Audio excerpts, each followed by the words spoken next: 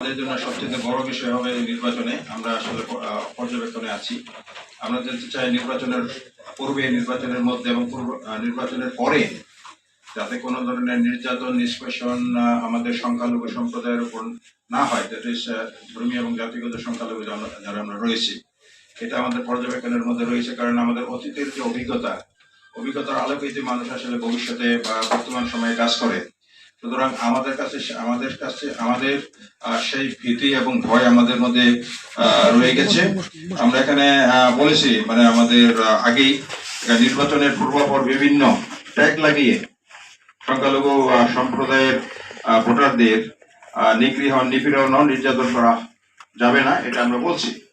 আমরা চাই যেন নির্বাচন সুষ্ঠু এবং নিরপেক্ষ হবে, এবং সবচেয়ে বড় যে বিষয়টা হবে যে আসলে যদি ইনক্লুসিভ সমাজ আমরা চাই, রাষ্ট্র ব্যবস্থা চাই, তাহলে প্রত্যেকটা নাগরিক, বিশেষভাবে ধর্মীয় এবং জাতিগত সংখ্যালঘু জনগণ যদি ভোটাধিকার প্রয়োগ করতে পারে, তারা যদি আসলে ফিল করে যে আসলে নিরাপত্তা বোধ, তাহলে বুঝতে হবে জাতি আসলে একটি অগ্রগতির এক ধাপ এগিয়ে গিয়েছে।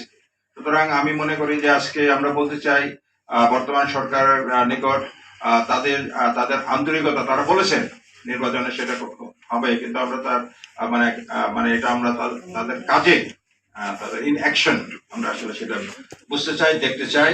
এবং আমরা কিন্তু ভোট দেওয়ার জন্য মানে আগ্রহী, কিন্তু এমন পরিস্থিতি না হয় যে আসলে ভোট কেন্দ্রে যেতে আমাদের জন্য সেটা শঙ্কার কারণ হয় এবং আমরা ভোট দিয়ে বিপদে না পড়ি।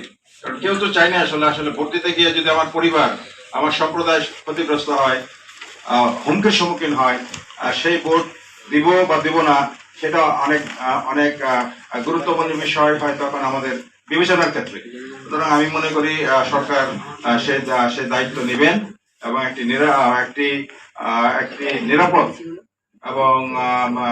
নিরাপদ এবং একটা সিকিউর ব্যবস্থা নিশ্চিত করবেন এবং আমাদেরকে আশ্বস্ত করবেন এবং একটা এনভায়রনমেন্ট তৈরি করতে হবে।